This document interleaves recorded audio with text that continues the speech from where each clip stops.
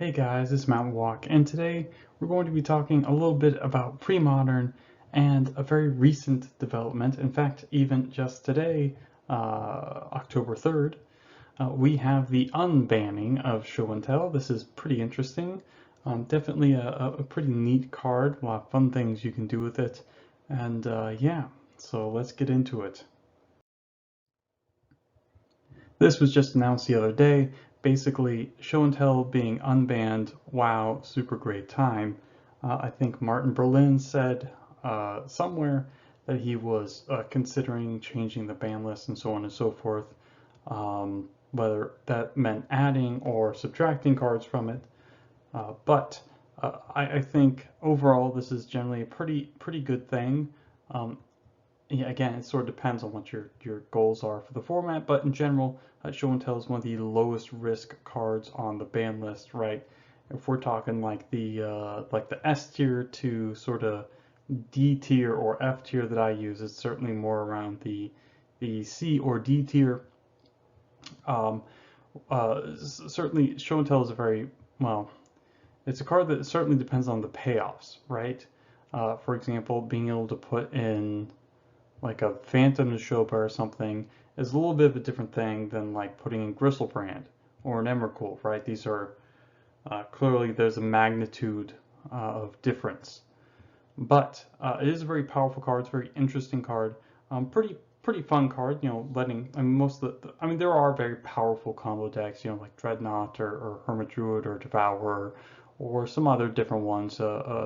Like a Luren's okay. It's a little bit slower combo control deck. It's fine, but there are some decent combo decks, and this is just another decent combo deck. The only thing that ever gave me pause about unbanning Show and Tell was maybe its impact that it would have upon the Reanimator archetype, where you'd be able to dodge Graveyard Hate, mostly just Tormod Script, really, for being honest. Be able to dodge Tormod Script a little better, but again, even there, it's not a totally free include. That was the only thing that really gave me pause. Obviously, in the combo applications in general were just like Rube Goldberg machines or whatever, which is, just all of these different complex, needlessly complex sort of things to perform sometimes a simple action. Although I guess winning the game is not a simple action. Anyways, but yeah, so in general, I think it's a good thing, and it's good for combo decks. And I think there's a couple different particular decks or things that really gain from this. So let's take a look. And of course, like I originally said, let's look at here's just like the most recent best placing Reanimator list I found on TC decks. This is not too strange. We have 18 mana, well, okay, 22 mana sources, right, including the 4 ritual, 4 petal, 14 lands, some reanimation spells, and some creatures to reanimate. I mean, it's pretty much there it is. What Show and Tell would bring is obviously it would have to be a more um, you'd have to play more lands, probably, or maybe something like Ancient Tomb. But it does let you not have to play things like Naturalize and Stronghold, or excuse me, not Naturalize, but Oath of Druids and or Stronghold Gambit or whatever, because those cards are not super great. Obviously, Oath of Druids does nothing versus basically most control decks. And Stronghold Gambit obviously isn't even castable off your non uh, 5 color lands or whatever. It's just kind of a wonky card.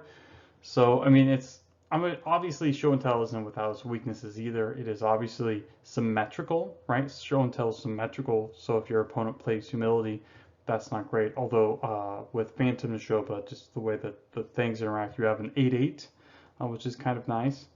I think it's base. I think that actually works in the same way that Blood Moon works with like Dark Depths, that kind of thing. Like if you play Dark Depths with a Blood Moon in play, I think it's the same sort of layer. Anyways, so being able to maybe play like a slightly better mana base, we're just focusing on blue black. So you play, your blue deltas, your underground rivers, some swamps and island, and then maybe some 5-color lands or something like that. It is an interesting idea. Again, there's a lot of, obviously you need to play a little bit more lands, but it also does incentivize you to play something like Ancient Tomb, but also Frantic Search as well. Frantic Search is a pretty good card.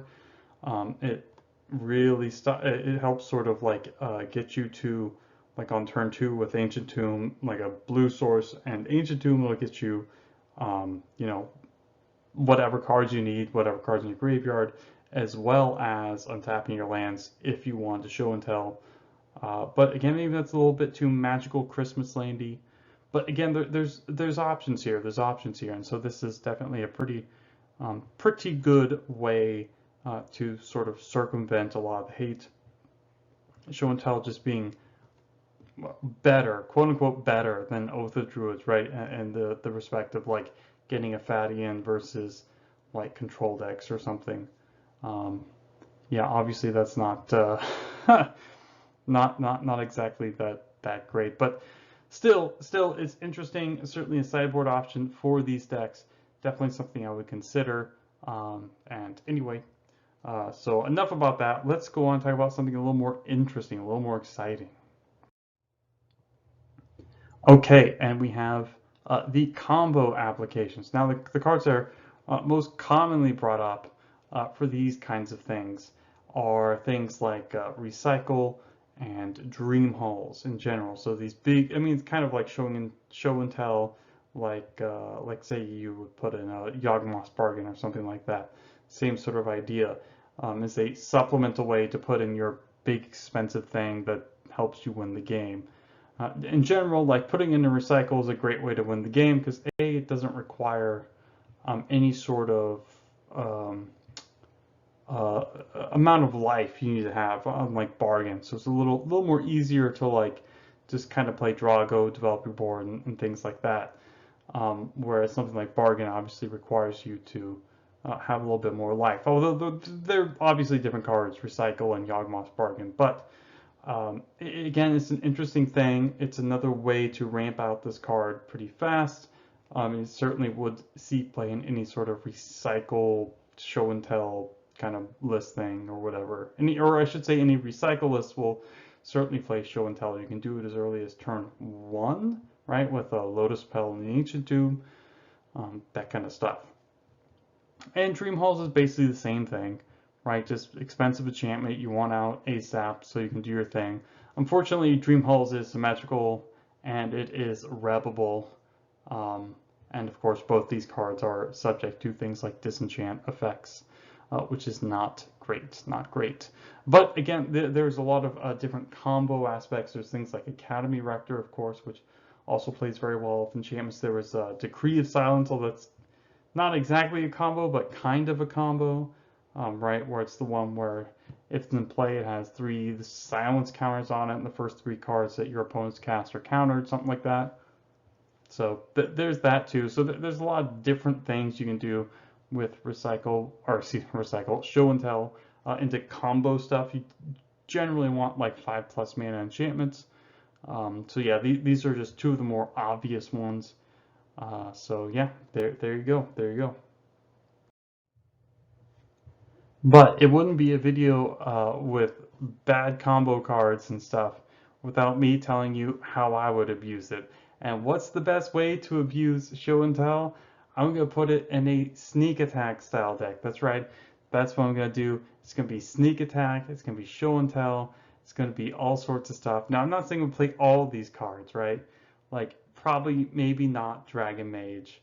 But look, show and tell Form of the Dragon, that one's pretty good against basically everyone, right? Pretty good, pretty good. Obviously not great against Burn for obvious reasons, Sly, you know. But a bunch of decks, this card is very, very hard to deal with. Well, especially like, you know, when you only have like 4 turns to really deal with it, like that happens on turn 1 or something. But the other part of the deck, of course, this sneak and show deck would be the, well, actual factual dragons, not just you becoming a dragon. It's just there's dragons all over the place. So you have Form of the Dragon, right, which turns you into a dragon, but you also have actual dragons like Killmouth Dragon Now this guy's my bro. He's amazing. He comes into play, and then bam, he gets bigger for each dragon you have in your hand. So all the dragons you have in your hand, pump your big bro. So now those cards are even dead. You just have a big bro, and he's a 7 mana 5/5, and yeah, there you go. He gets big. I mean, he gets real big. Fledgling Dragon, 4 mana 3/3. This is the card I just included like in my sort of theoretical deck list, my blue-red or maybe blue-black-red, uh, you sneak and show deck with Fledgling Dragon. It is that Fledgling Dragon is obviously very easily castable and is big game when you're just playing like fair stuff, like 4 mana 5/5 with fire breathing, flying. Like that's fucking good. Like that's really good. Sneak attack, obviously part of the big, um, you know, well, the combo, right? Show and tell and or sneak attack, whatever. Portent is great because your deck all mostly operates at sorcery speed, outside maybe any counter magic you may or may not want to play, or excuse me, any.